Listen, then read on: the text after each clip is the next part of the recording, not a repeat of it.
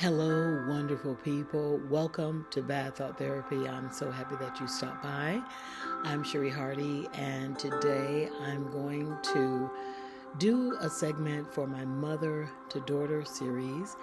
I'm titling this one, Stop Looking, a Message for Single Black Women. And I'm just going to come straight out the gate. This is not going to be a feel-good message, but it is going to be a very empowering episode. And if you will face the truth about why, so many black women are single, and what you need to do to respond to that in a constructive way, you are going to experience a peace and a joy and more than what you could have ever imagined. So I want to start off with a quote. This is a quote that I love. It's by an unknown author. It says, "Sometimes the light of truth will hurt our eyes, wince, but don't keep them shut." If you're new to Bad Thought Therapy, you probably have not heard this, but I always say that lies are at the heart of all suffering. So when you're trying to figure out why there's a problem, why there is unnecessary, avoidable suffering, it is because of a lie. When we believe things that simply are not true, then we cannot get the results that we can possibly get. And God is not the father of lies. We know that our spiritual enemy is. And so God is the father of truth. And once you get truth, then you can be set free and you can begin to experience the good things that He has for you. And so I'm going to read that quote one more time, because this is going to be one of those episodes where I'm going to share some truths that I just don't feel that they are being discussed in the mainstream. And that's one of the reasons why I do Bad Thought Therapy. I know there are a lot of wonderful life coaches out there, relationship coaches. We all have a purpose, we all have a place, and everybody brings their unique ingredient or spice to the conversation. I'm doing the same thing. I'm older.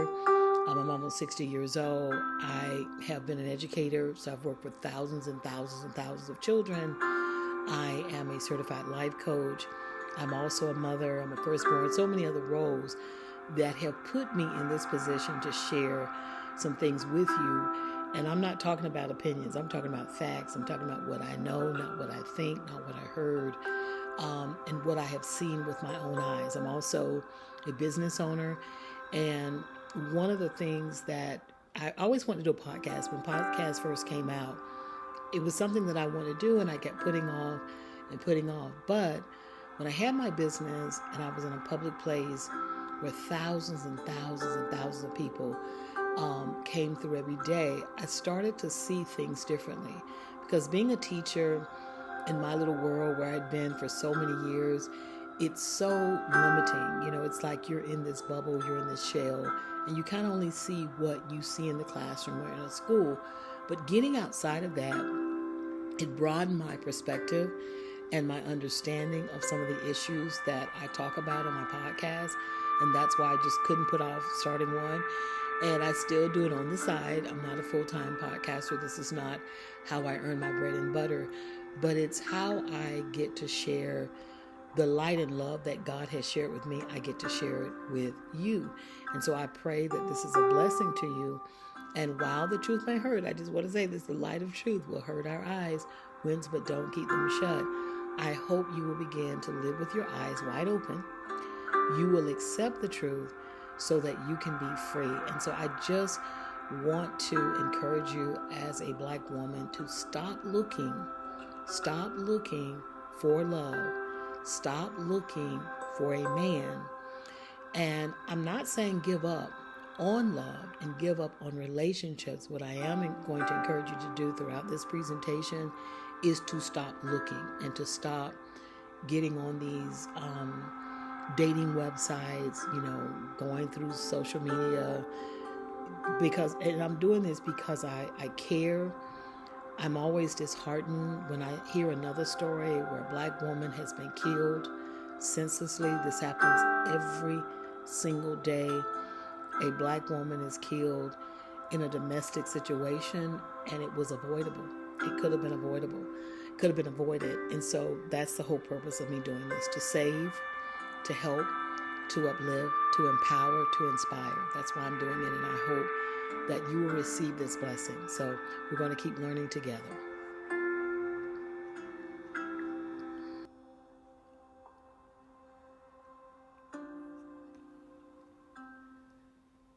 So I have done episodes like this before, and I'm going to add the link to my Spotify podcast so that you can get an episode. I've done a couple of episodes like this, but the episode is called Why You're Single and How to Be Happy Anyway.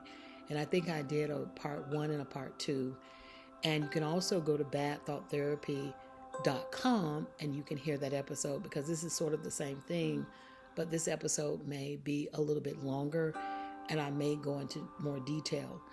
But what prompted me to do this is, number one, there was a news story. This was a couple of years ago. And this news story was of a woman being killed. She had, gotten on a dating site or something, and she ended up being killed. And she was just one of so many countless women. And it just broke my heart. And I thought about, this could have been me. This could have been my daughter. It could have been my niece. It could have been any woman that I cared about. What could I say to encourage and just to put my 2 cents out in the world to say it doesn't have to happen this way, because her death was totally avoidable. It didn't have to happen. And I've seen this happens every single day. How do we stop it? How do you stop looking? And why do you need to stop looking so you can be free? So I want to start off with a little story that I used to tell my students. And when this news article came out, I just ran with it. I used it as an analogy, as an anecdote. But it was about this bowl. And it's to tell people about their worth and why you need to stop looking and why you need to focus on developing your own sense of self-worth and identity. But it's a true story. Years ago, a man went to a estate sale and he bought a bowl. And he paid about $2 or $3 for this bowl. And come to find out, this bowl was actually worth a couple of $1 million. So I thought, I would use this as an illustration for my students to prove a point. And the point is that, and I would ask them, why would anyone sell a multi-million-dollar bowl for $2 or $3? And they all kind of knew the answer. Well, the person didn't know the worth. And so I use that to illustrate that this is why so many Black women are single in the first place. Because men don't understand their worth and they don't understand their purpose. And whatever they believe, and going back to that truth again in the lie, whatever false things that they've been taught due to misinterpretations of religious text or what they perceive as religious text, due to intentional and malicious false teaching, and they believe that they have perverted these books and how to use them. It's not about the books, but it's about how they use these books and how they read from these books that have caused part of the problem. But I start off with this because so many Black women are single, and it has nothing to do with them. Now that's hard, and I'm not bashing men. I feel very grieved. That's why I have a mother to son segment. Over the years, as an educator, I taught thousands of young men, and some of those young men, I'm so fortunate to see them grow and evolve, and everything I've taught them, about, encouraging them to be husbands and fathers, to see that manifested, is just one of the most beautiful gifts that a person can have. But I say that because it doesn't matter what you do. It doesn't matter how you look. It doesn't matter how loyal you are, intelligent you are, beautiful you are, kind you are. Every day, Black women get killed. They get mistreated. They get beaten up. They get abused. They get tortured, lied to, cheated on, all these things. And it has nothing to do with them. And so just recently I was listening to someone, I think he identifies as a relationship coach. And I have a lot of respect for this young man. He's significant. He's about a good 15 years younger than I am. But I have respect for him because I started listening to him about a year and a half ago, and he is wise beyond measure. But I was watching an episode once where he read a letter. Well, this is not the only episode he's done like this, but he was reading a letter that once somebody wrote to him. And it was a long letter. He read the letter and he responded. And the first thing that came out of his mouth was, I need to know how you look.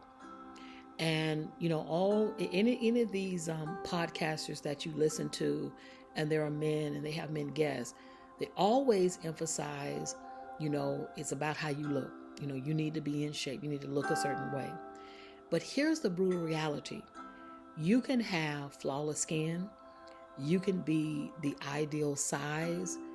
Your teeth can be straight. Your hair can be beautiful and long. You do all of that.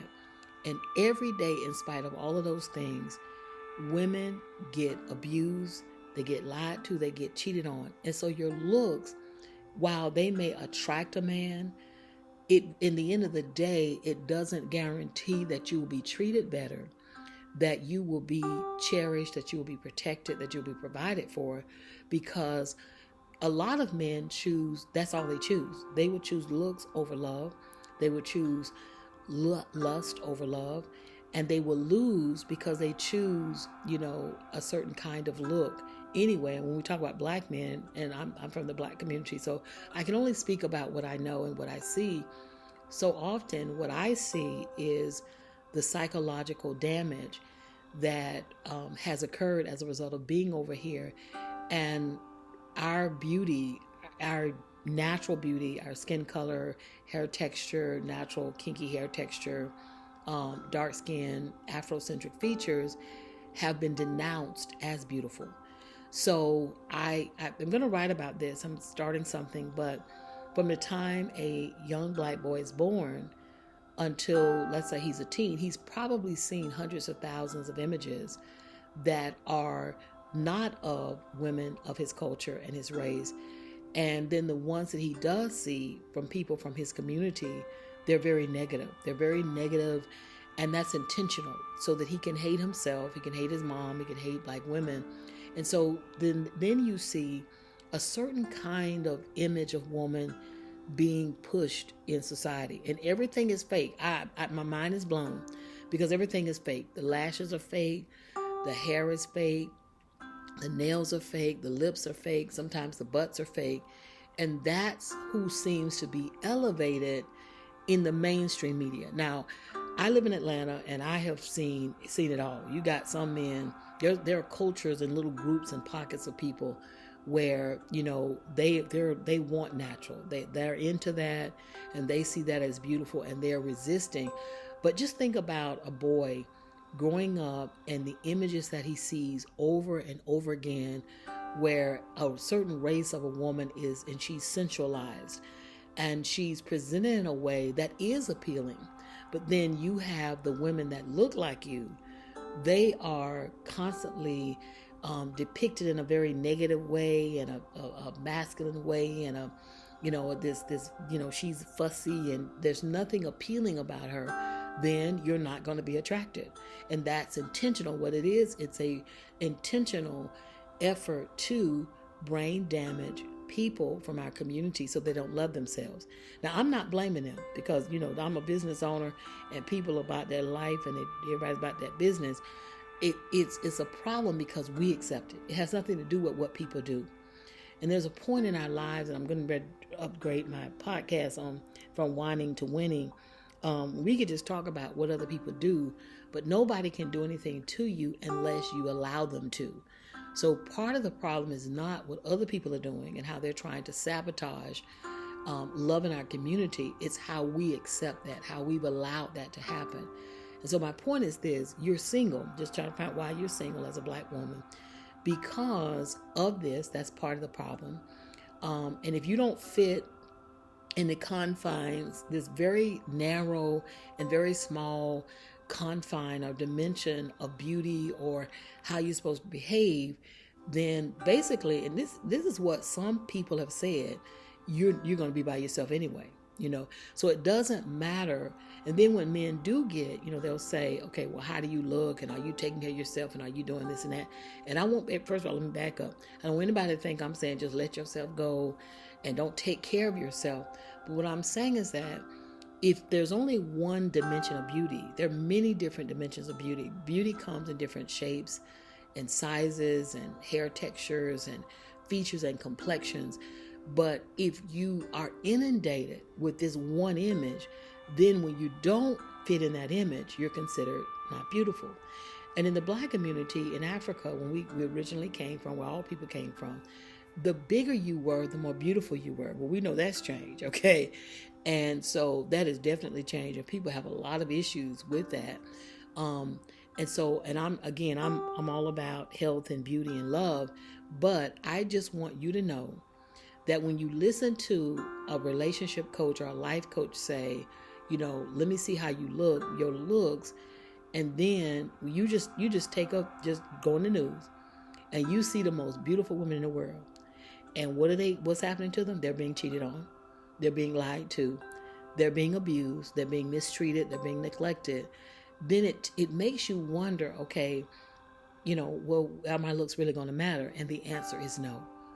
And it also doesn't matter how kind you are and loyal you are and how soft-spoken you are. There was a guy that I met through my business, and he was very his attitude for women was very, very negative. He talked about women need to, and he used these words like shut up, they need to be in a woman's place, and that was kind of his thing. And I would tell him, because we did a couple of podcasts together, I would say, well, I don't know the women you're talking about. I'm a firstborn of 4. My mother had 4 daughters, and I come from a family of women, and I'm, in a sorority, and just know all these different women from different walks of life as an educator, just in general. And I don't really see the women he's talking about, except I do see them sometimes on reality, if that is real reality. TV, I see, because my business was in the hood, so to speak, I saw that mentality, sort of the ghetto mentality, loudmouth kind of, vexatious kind of spirit. I saw that, but that was only one small population of people that I know. Most women were not like the women he was talking about. So that revealed a lot too. But most women I know, they want to be with a man. So they're not going to be doing too much talking and too much fussing with men, because they're doing everything they can to keep one. And what I learned is that none of that matters. So I want you to understand that's why you're single. There needs to be, and I'm going to continue to pray for this, some kind of revival among our men. Most podcasters and YouTubers and these life coaches and relationship coaches, they speak to women. And from the time a girl is born, most of the talk about how to be is to the woman. It's not to the male on how you should treat a woman with respect and dignity and love. And in fact, I just saw something very interesting. There was somebody that did a little short, and what he did was he showed the weddings of 2 different couples.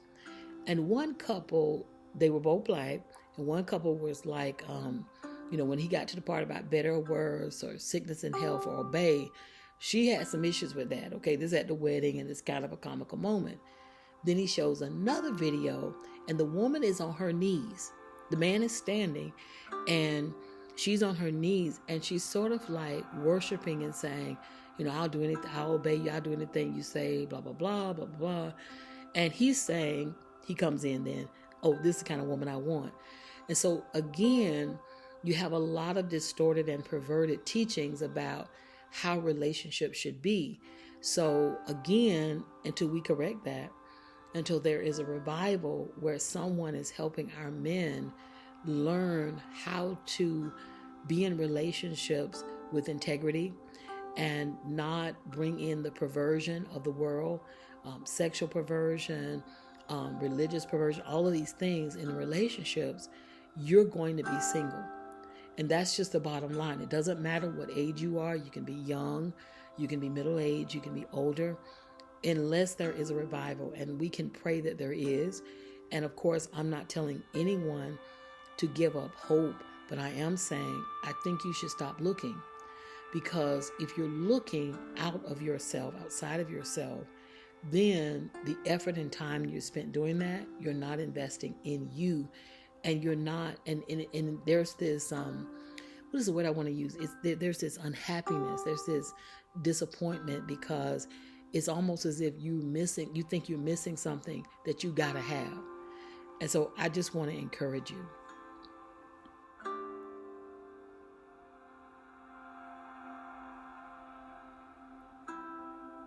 I have often tried to teach that being in a relationship is not like going out and buying a coat. If I needed a coat right now, I can say, okay, I want to be leather, I want to be black, I want to be this and that, and I can go out and try to find one. Being with a man is not like that. You can get out there and look, and let's say you do find someone who wants to interact with you or engage with you. What you cannot do is you cannot make that man love you. No matter what you do, I don't care what anybody says, you cannot make that man respect you and be honorable and be respectful. You can't. That is going to come from the Most High God. And so we have a crisis. We really do. We have a crisis. There was a lady, well, actually, I didn't see the original video, but there was this was like a couple of months ago, there was this young guy, and he reposted an older woman saying that she would no longer do coaching with older women who were looking for husbands. And basically she said, the men you're looking for, they're either dead or they're already married or they just don't exist. And this younger guy was sort of making fun of that, which he was agreeing. He totally agreed. But I thought, how sad. Now, at the same time, I know people personally, and I'm almost 60 years old, and I know people that are my age or older, and believe it or not, they're still looking. They're still hoping that they're going to be in a relationship. And it's sad because the amount of time and energy that they spend on this is not the same amount of time and energy that they spent on themselves and developing themselves and just being happy anyway. And that's why I need to find a link to the episode about why you're single and how to be happy. You are probably not going to find, this is sad, a man with integrity that's single. Probably not. You could, maybe, but that is really up to God, because, there's nothing in society, in mainstream society, that's pushing men to be righteous. And in fact, I believe it's all intentional to get people to have this fragmented relationship, these fractured relationships and these toxic relationships, because then without strong families, everything else is going to be fractured and broken. And so it's intentional. And so you have to face this reality. Again, remember, sometimes the light of truth will hurt. Our eyes wince, but don't keep them shut. Now, can you be happy? You could. Anyway, even if it is very unlikely that you're going to find a man who is going to understand the right way to treat a woman and have a healthy relationship, can you be happy without that? You could. But you would have to make a decision to be happy. And I always say, again, since you can't go out and just get your man, and it's not like buying a coat, this is really about God. And I want to bring him in the mix, because the reason why this exists in the first place is because people have turned away from God. Throughout history, people have really, really focused on religion. Religion is man-centered. Religion is man-controlled. Religion is about you being dependent upon someone else's interpretation or idea about how to use these holy books, or these sacred books, as I like to call them, the sacred text. It's about how they interpret it. You don't get to have your own personal relationship with God. You don't get to ask God, well, God, how should things be? And over again, people go to the churches. They get premarital counseling. They get married in the church. When they start having problems in their marriage, they go to the church, and they're still divorced. And that is because anytime you see something like this happening thousands of times, it's because of bad teaching. See, again, at the heart of all suffering is a lie. People are teaching things that are not true. Women were made to be creative. They were made to be respected and loved. And they were not made to be somebody to control. And that's basically what most religions teach about women. And even if a woman goes, some women are forced to go along with that because they don't have the freedoms in their culture to say, I don't think I want to just be treated like a slave, because that's basically the way they're treated. I don't think I want that for myself. I just think I would be happier if I'm not treated that way. I don't want someone to control me. Leadership, and let's say, the way people interpret the Bible, man should lead. Well, if that's the case, what is leadership? Leadership is not about oppression. It's not about control. Leadership is about empowerment. Real leadership, when a person is a real leader and they're ordained by God, you know what their job is to empower others. It is to empower others to be all that they're supposed to be. And I am one of those people. I do not believe that God made women to be slaves or like slaves. That is not his purpose, because he gave woman the womb. We give birth. And this is what blows my mind. I just did a podcast on this. I'm always amazed because I saw some really sad stories. They both were similar, how these women had just been brutalized by the men in their culture. And this one girl, one woman, she had been gang raped by her father. They had tried to kill her because she was in an arranged marriage, and she was again being treated like a slave because in her culture, this is just a natural part of the culture. And what I marveled at is that all of these men, they came from a woman. Now, in my mind, I would think that it would click that, hey, the woman must be special.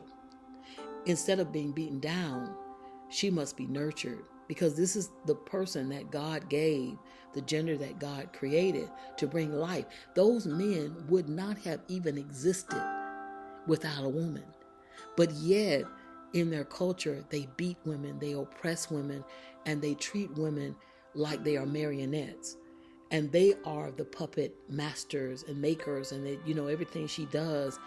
And that's how a lot of men, like this one, angry man that I conversed with, that's kind of the mindset he had. And he believed, he was supposed to have more than one woman and all of that, because everything was driven by, not by love, but by lust and by power and control. And it's really the perversion about the ideology of power, because really that's not power. Because what men don't know, and maybe some of them have found out, the better they treat a good woman, not any woman, because there are different kind of women out there, but the better they treat a good woman and a righteous woman, the more she will love him and do for him, and the more she will just pour out everything.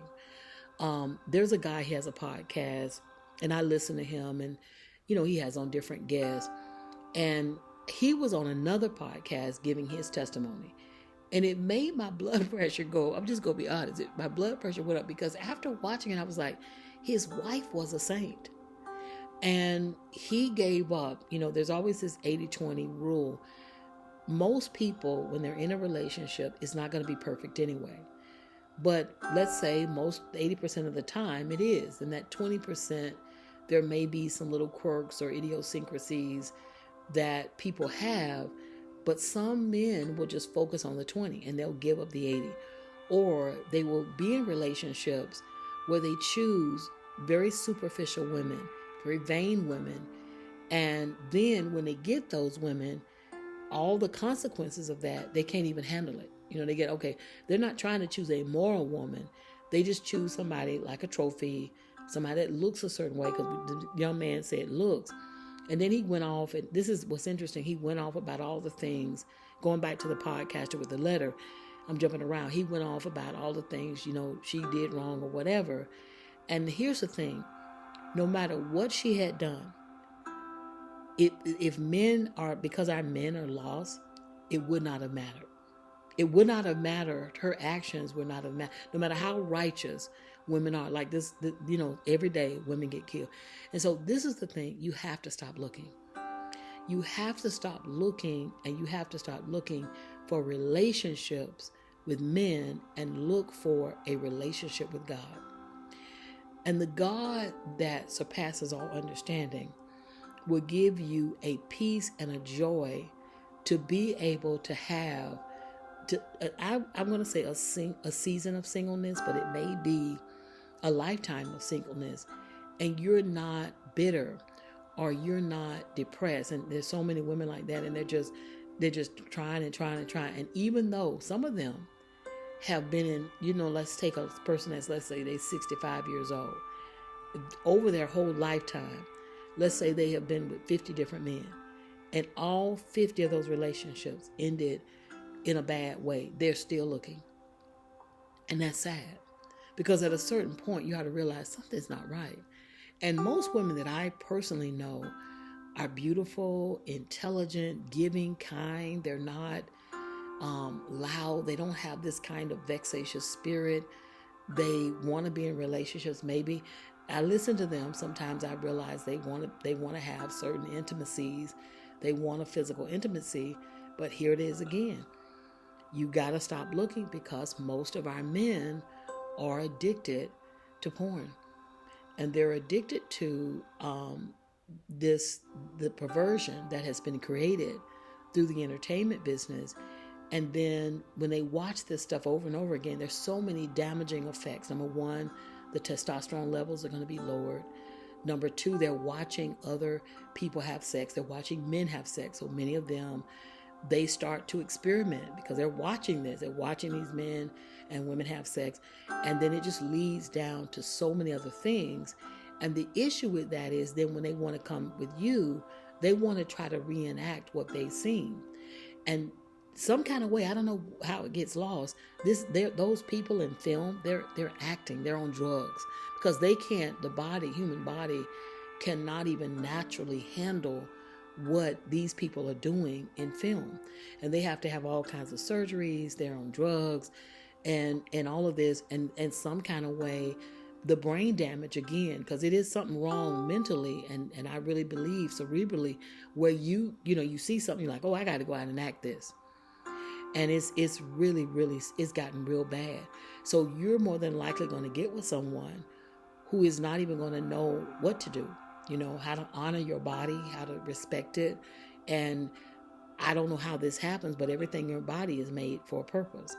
But when you start watching this sick and perverted stuff, what happens is they're doing things that are natural, that go outside of the natural use of certain parts of your body, and then they want to reenact it, and that's painful.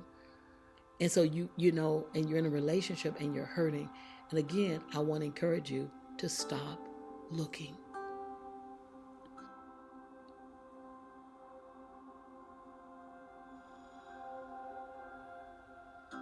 Here's what I want you to understand. You are not less beautiful and less worthy and less deserving of a good relationship because someone does not see your worth. It goes back to that bowl.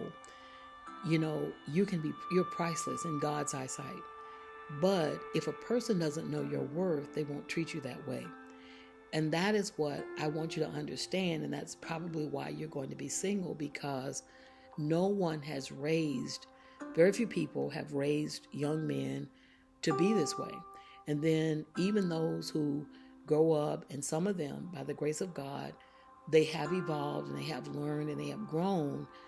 There are not enough of them to go around. And unless there is, and I'm praying for this, you got to listen to my episode on your secret prayers or your secret weapon. One of your greatest weapons is to pray about the things that just seem so overwhelming and so big.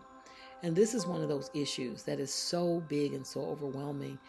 And it's heartbreaking because so many women just haven't made peace about reality, that they're probably going to be single for a long period of time, if not for life. And so the whole purpose of this message is to try to encourage women to be happy anyway, to not focus on trying to be with a man and focus on a relationship with a man but focus on the relationship with the Most High God, the one who made the sun and the stars and the planet and the moon. That's the one. And I'm not talking about religion. I'm talking about relationship, where you have a personal relationship where you could talk to this God and you can walk with this God and you can hear from this God and you praise this God. And what this God will do, and I'm a witness, he will give you a peace where you will end your search, because you're looking in vain.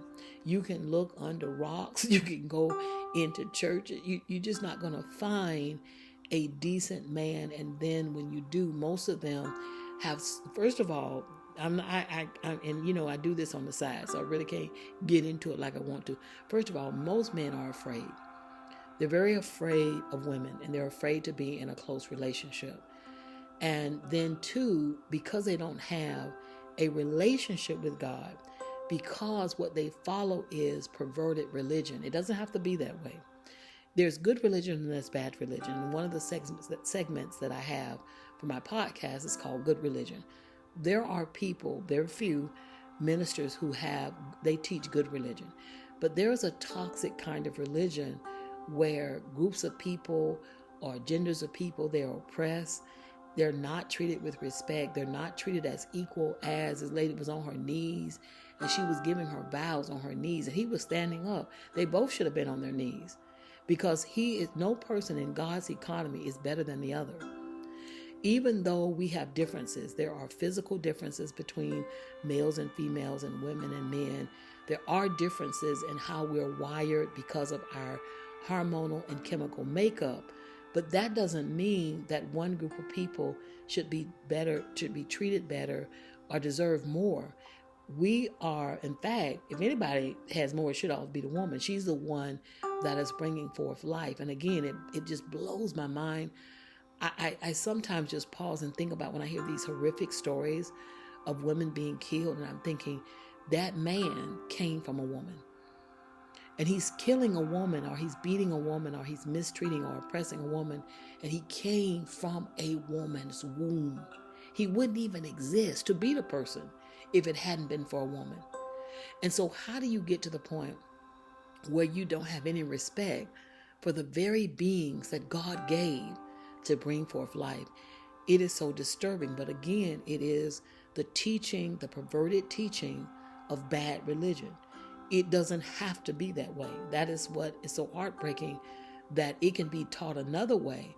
And then you would see this transformation. There wouldn't be as many single women, and they wouldn't have to deal, and let me just say this, there are a lot of women who are married. But let me tell you something, they're going through hell. There are some people like, you know what, we're just not going to get divorced.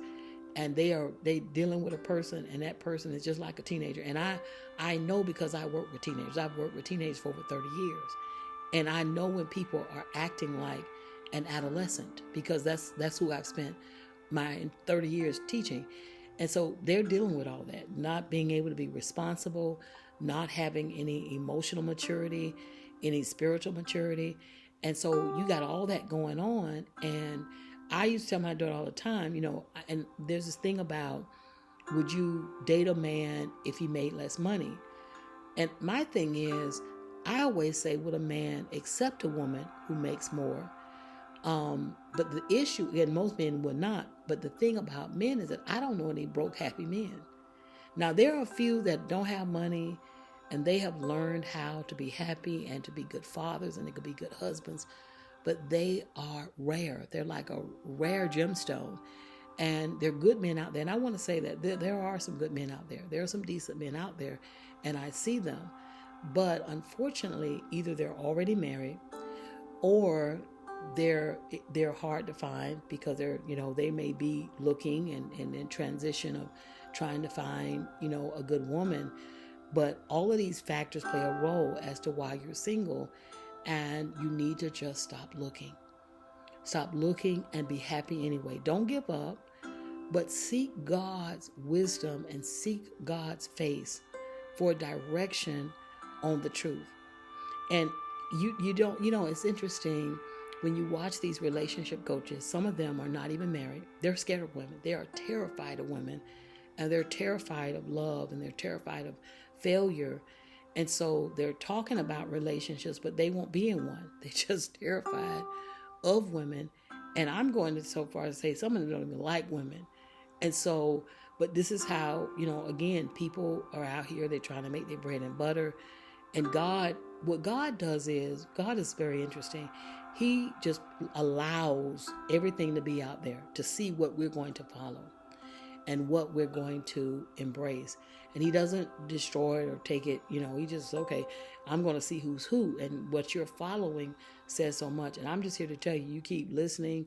And these people are presenting it like there's something you can do and there's nothing you can do. Again, think about that bowl worth millions of dollars and somebody sold it for a few bucks.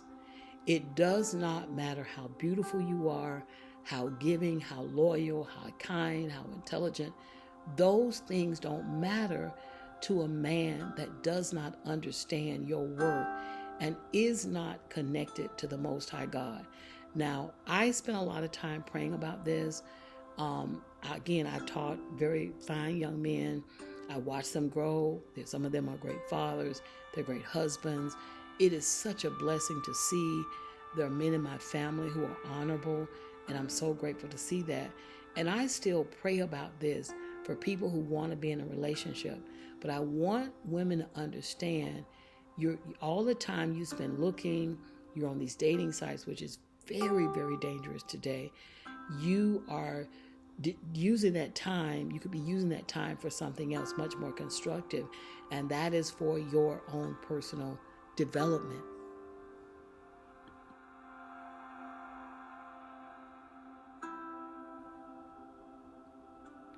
So one of the things that I had to do as the mother of a daughter, I had to kind of go back and think about what I taught my own daughter, because, I grew up in the church, and the first parts of her, early parts of her life, I was really into the church. And there was a moment when I did have an epiphany, and I began to understand the difference between the church and religion and relationship. And that's when my life really changed for the better.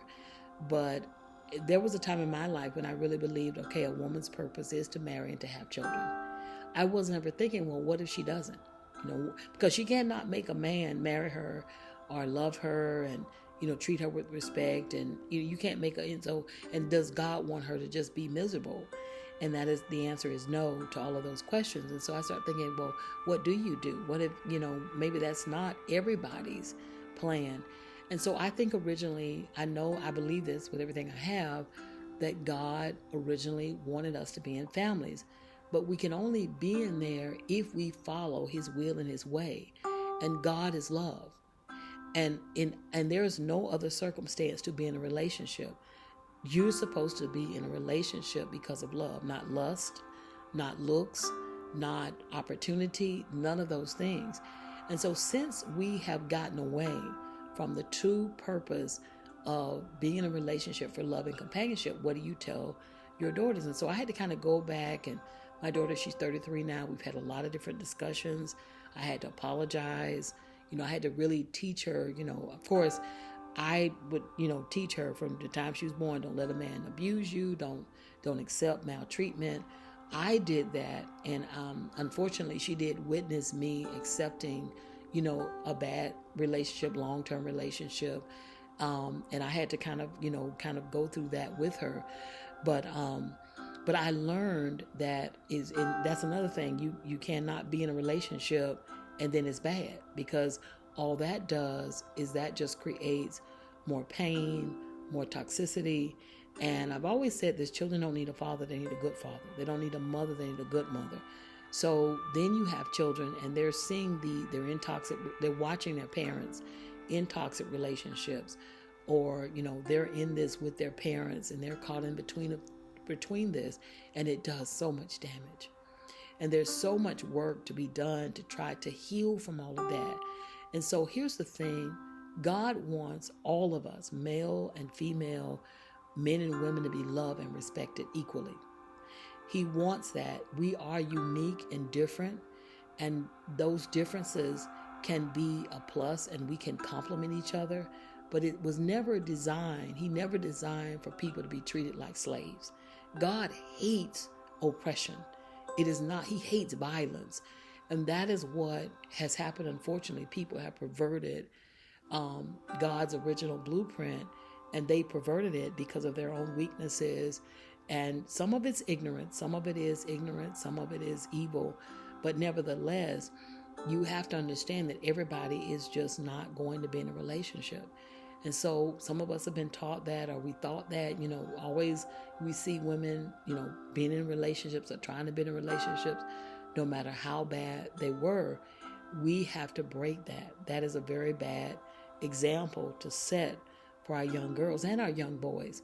And so I just want to put that out there. You have to understand, while it is ideal if you can be in a loving relationship where there's respect, where there's growth and harmony, the chances are that that's not going to exist, because most men, even the ones, that talk about God or whatever, they're so worldly. They're so caught up in the world. I see a lot of materialism and a lot of worldliness, and it's heartbreaking because, and you have to be in the world but not of the world. It's very, very hard for people to sort of break free from that and create these relationships that will be great models for other people to follow. But we need a revival. We need, I'm praying that God will raise up a real man, somebody who is a real man, who will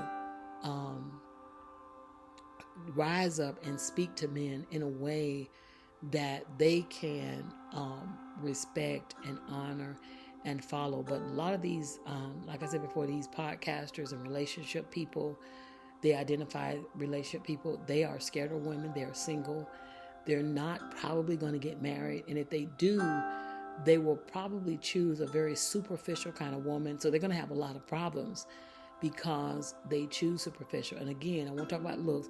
I'm not saying that people should just choose anybody that doesn't take care of themselves, but looks come in different shapes and sizes and hair textures. And recently, and I talked about this, there was a guy, and he was talking about another guy. He had his picture of his girlfriend, beautiful girl, just beautiful to me. But what happened was some people started kind of talking about her, and she was absolutely beautiful. But it's so sad because, again, the ideal beauty is something that is fake. The lashes are fake, the hair is fake, the nails are fake, the eyes are fake, you got contacts on, you got people change, and complexion, makeup, layers and layers of makeup.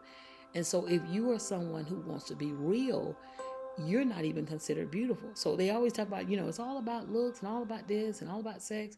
And the sad thing about it is, you can do all that and it won't be enough. For a man that does not know God, it won't be enough.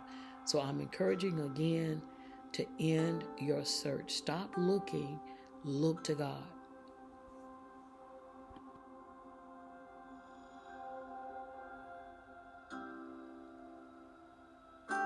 Here is something to think about. There are some women that have dated since they were teenagers and been in relationships, in and out of relationships over their entire lifetimes. And some of these women are in their 40s, 50s, 60s.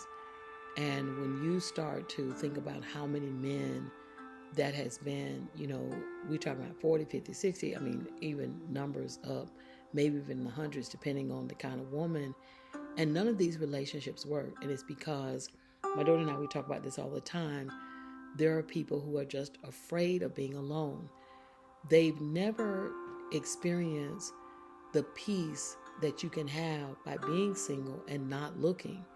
And the reason why they don't know how good that feels is because they've never given themselves a chance to feel that way. They've never given themselves a chance to try being alone. The body is very interesting. Whatever we feed it, it craves. We are people of habit. So like if you're used to doing something over and over and over again, you will almost do it without even thinking. And so it takes a lot of effort to just stop trying to be in a relationship and be alone for a season, or be single for a season, because you're never alone. God is always with you. And you don't have to be lonely. Lonely is a mindset that you don't have to have just because you are single.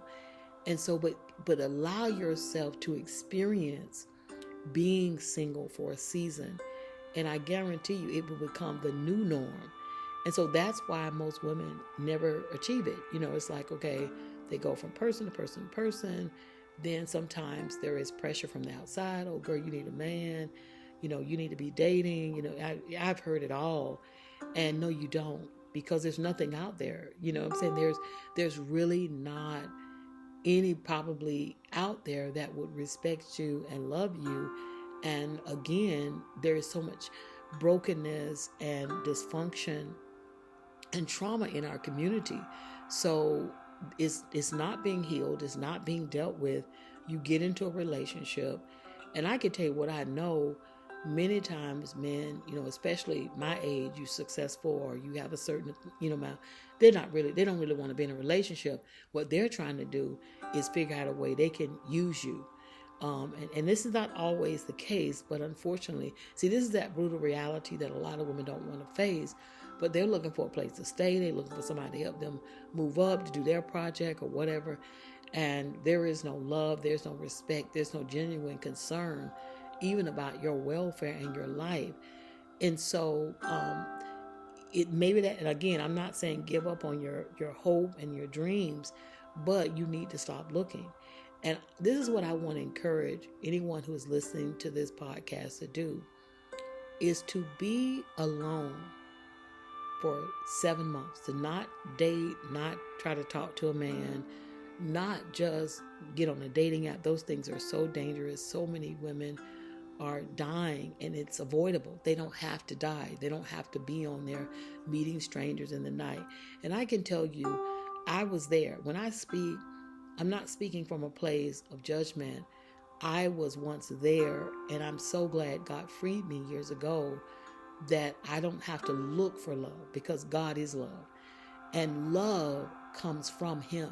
It comes through people, but it comes from Him. And as long as I have Him in my life, as long as He is King, as long as He is first, as long as my mind is focused on Him, I can truly be happy.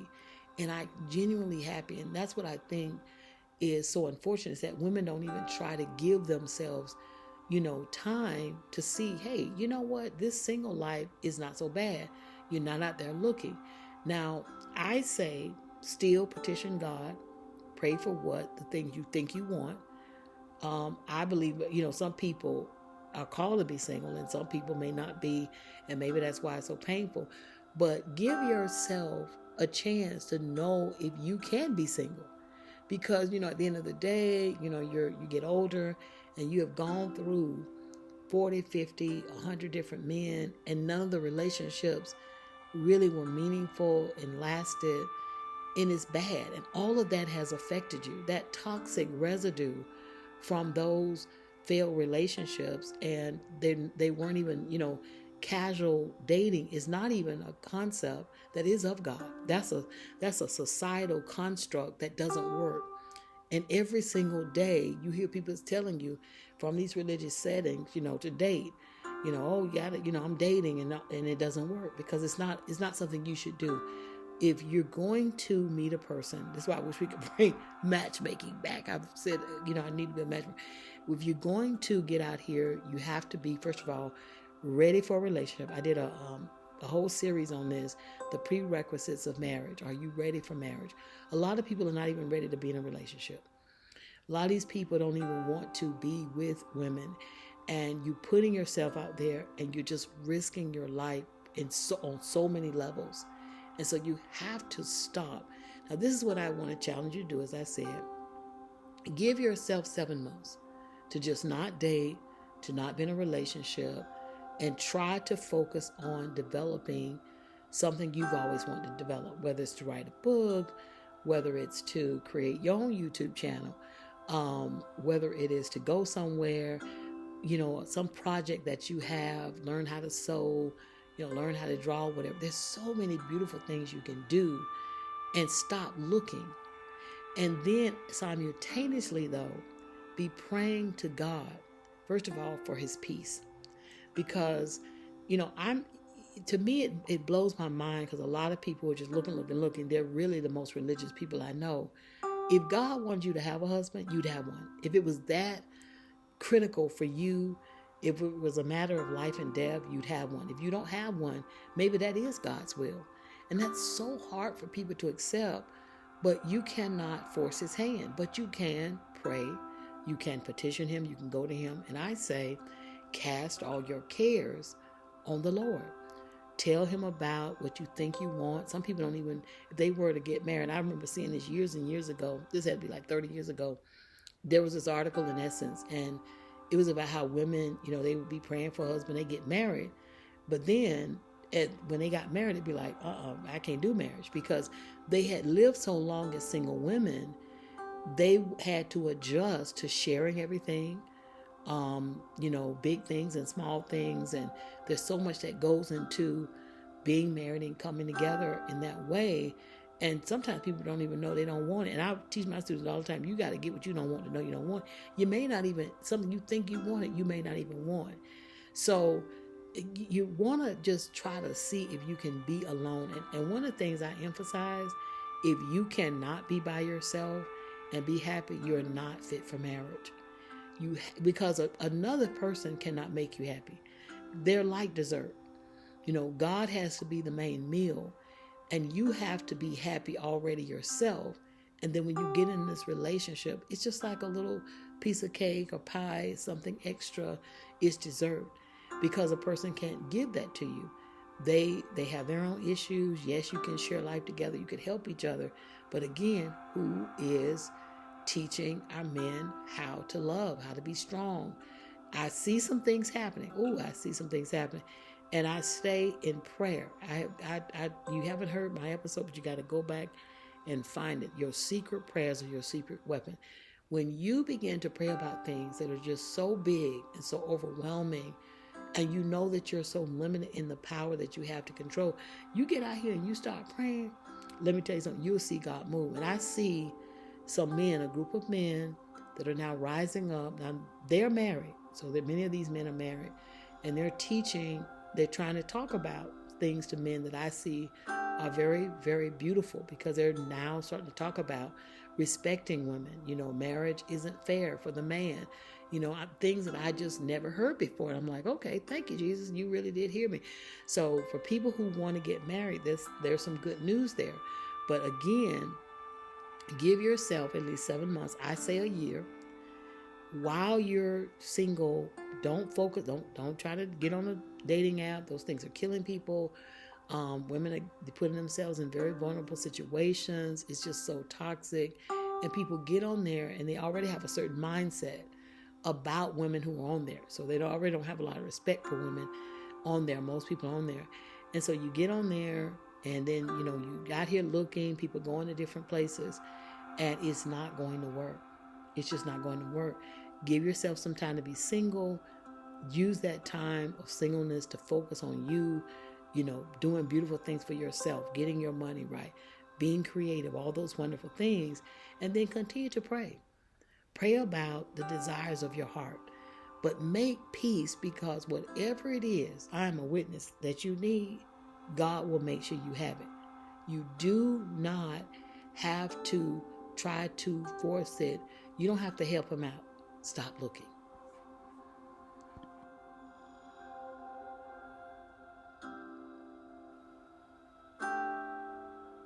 Again, we are creatures of habit. And so whatever we get used to doing or experiencing, it becomes normal. It becomes natural. And so many people have had this sort of revolving door, going from one relationship to the next, to the next, to the next, to the next. These relationships break up. People get used to the getting together, the breakup, the trauma, the drama, whatever goes into that, and that becomes their norm. You have to create a new norm by stopping that vicious cycle, stopping it, saying, no, I'm going to stop this. And I'm working on some projects. I'm a full-time educator, but I've written some books, and I started writing 20 years ago about this. And one of the chapters I wrote about was getting off the dating roller coaster. You just going up and down and all around. and you need to stop because it is damaging you, it's damaging your spirit. Each time you bond with a person and you break that bond, pieces of you, whether you understand it or not, are being broken. And you have to stop that and you have to resist. And it's almost, if you're used to dating over and over and over again, you want to date over, you want to keep doing it. But once you stop and you give yourself, I'm going to say a minimum of 7 months, but I want you to go for a year, that becomes your new norm.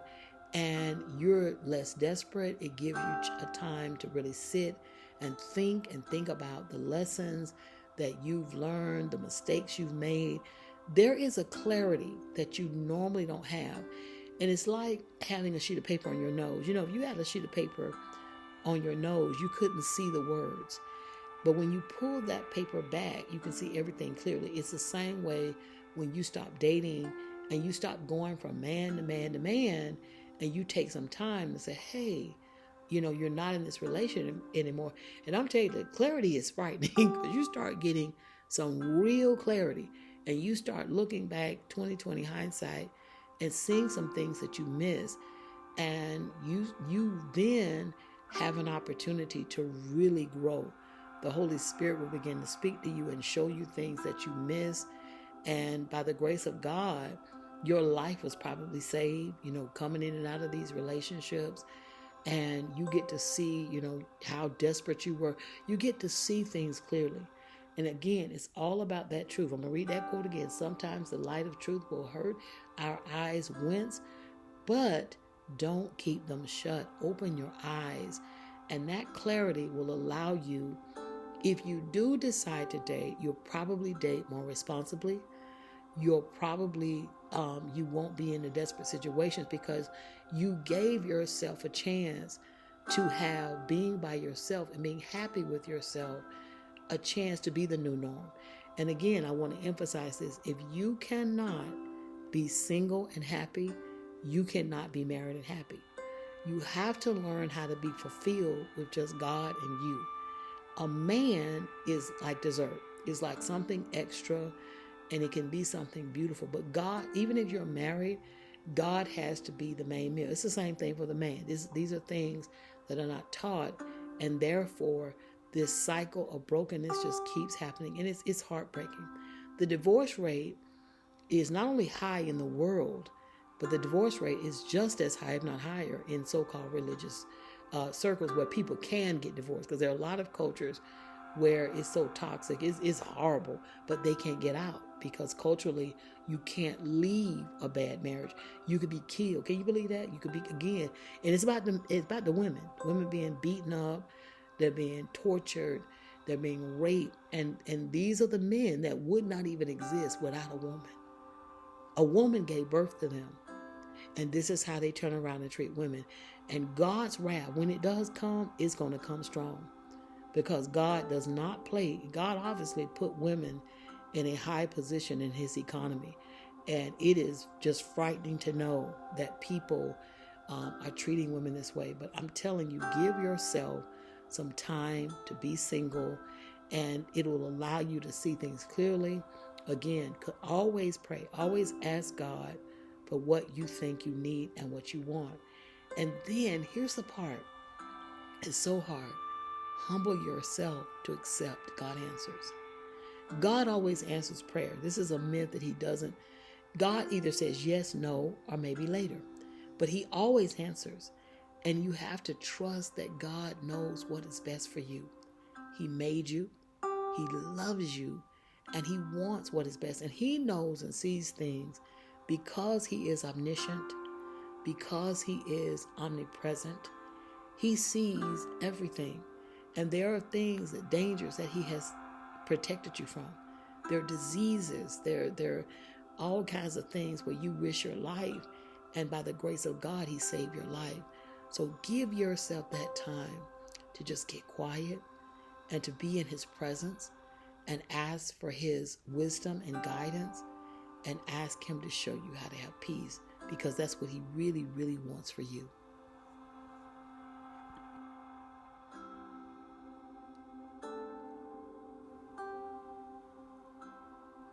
Well, we have come to the end of this lesson, and I hope It wasn't too hard. I know, as I said before, I know that the truth sometimes is very painful. And I know that we have these itching ears. We want to hear something that makes us feel good. I don't know what I'm going to do. I think I'm going to do a podcast on this. But sometimes our reality is negative.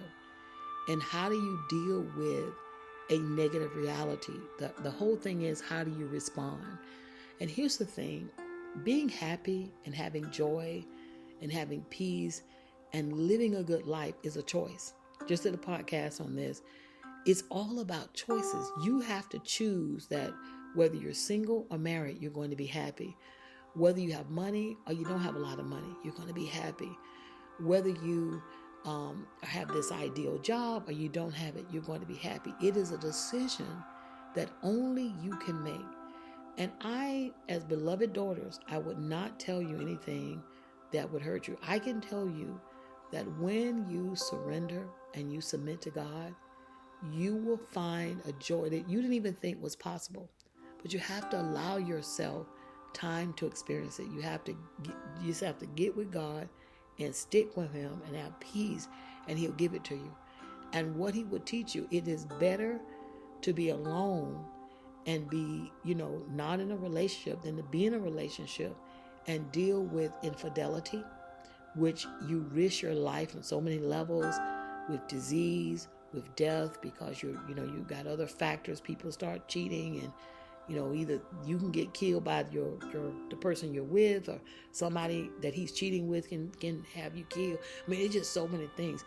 And so it's better to be single and to make your money and honestly and be able to keep it than you're in a relationship and you're with somebody that has no respect for you or love for you, and they with you for your money. They're with you for your success so that they can use it and misuse it, and they could care less about you. It's better to be alone than to face that. It is better to be alone than someone trying to control you, because they are fragile. They are afraid. They don't know what manhood is all about. They don't know what leadership is all about. Leadership is about empowering others. And this is a secret that a lot of men don't know. I need to do something. I have a mother to son segment for Bad Thought Therapy. I have to remind men that they are most powerful when they are loving and they empower women. But you with a weak man and he's just all about control. If you talking to another man, you get killed. You talking to your coworker that you got to talk to, and you could be killed. Stuff like that. It's better to be alone and to have peace than to be in a relationship and have to deal with your life being risked in so many ways. Losing your freedom, losing your life, losing your money, losing your mind. It is not worth it. And that is what is happening. And this is why I did this episode. And I thank you if you hung in there with me to get to this last slide. That's why I'm doing it, because I just hate to see women of all ages. And I know women of different ages, and they have not embraced the idea that they are forced to be single. You cannot make a man love you. You cannot make a man commit. You cannot make a man do right. Only God can do that. There are men who, God bless them, who are out here talking to men now, and they're trying to encourage men to be better, to behave better, to do the right thing. But ultimately, the only person that can make a man do something is the Lord. And unfortunately, many of these men, they find out too late that they have put their entire lives. I know a man, and this is really sad. From the time he woke up to the time he went to bed, the only thing he was worried about was watching something perverted. That's what he looked forward to every day. He just wanted to spend his whole life just watching perversion, to the point where he didn't care about anybody. He didn't do anything for anybody. And this is a man that I remember he had a spot on his toe. He worried about that spot. And this man did not worry about watching filth from sun up to sundown, but he worried about a tiny spot on his toe. He couldn't read a book. You try to encourage somebody to say, hey, you know what? Okay, you got issues. You can solve this. Wouldn't read a book because he didn't want the voice or somebody in his head, but yet he would watch that filth and hear those voices. And then his perversion just prevented him to be totally dysfunctional. Now he could, he's suffering from all kinds of medical stuff and can't do anything, because that's what it does. It leads to so much, and you can't even help him. Now, I used to pray. I have stopped, I just said, okay, I have stopped. But I used to really pray. And then I said, you know what? If people are resisting and rebelling against God, it's nothing you can do. And that is the brutal reality that many women face. I still say, I encourage you to try to pray for, if there is a man in your life that you love, or pray for men in general. Sometimes I still do a lot of general prayers, especially as an educator. Many of my former students, they are my sons. That's why I started Mother to Son, when I speak to young men. And I met a lot of young men in my business when I had my bookstore. Met a lot of young men. And it just, I felt the need to say something nurturing and loving. And so don't give up. We don't have to bad mouth them or bash them, but we have to face the reality. Many of them are lost. Now, if a person is lost, they can be found. But here's the thing, they have to make that effort. They have to stop trying to resist. There are people, again, going back to this person that was worried about the little spot on their toe, they resisted good. They could, if good slapped them in the face, they would literally be shocked. They wouldn't recognize it. They wouldn't even know how to handle a good woman if they saw one, because they didn't want good. They really enjoyed the perversion, and now it has consumed them. And that is probably the way they will leave the planet. They'll probably be watching a perversion when they just go right on out of here, because there's nothing you can say. They've never apologized. They've never tried to repent. That's the case of many men. Be happy anyway. You can't worry about that. You have to learn how to be happy, smile, be creative, love yourself. But most of all, understand this: God loves you. And if it's something you gotta have, you'll have it. He will not leave you deprived of a need. But, and I do believe the original plan was for us to be in healthy, strong, loving marriages. Unfortunately, once man decided to get away and pervert the holy sacred books, and to pervert teaching, and to see women, instead of seeing them in this elevated place where God made them to be, to see them as less than and deserving of less, it's painful. It is painful. But you, my child, my daughter, you can be happy anyway. And don't forget that. I'm going to remember to add my link to my Spotify podcast, because I had a whole episode on this. But if you go to badthoughttherapy.com, you might be loving relationships. You might be able to find that episode. I got to put a search bar on my website. But it was why you're single and how to be happy anyway. And so that's the main thing, is stop looking. Love is already in you, because God's love. Just embrace his love and make peace about reality. It is painful. Oh my goodness, it is painful. But once you make peace, you can be happy. If it happens, it happens. If it doesn't, it doesn't. Well, peace and abundant blessings, my beautiful daughter. Take care always. I'm Cherie Hardy. And don't forget this one thing. I don't have a big following on social media, but I want you to connect if you can. I'm on Instagram and I'm on Facebook, and my handle is @BadThoughtTherapy. And on Twitter, I am @LoseBadThoughts. Don't have a lot of following.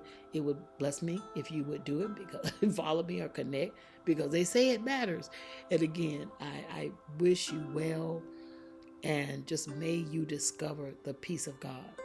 No matter what your marital status is, may you discover the peace and love of God that he wants you to have.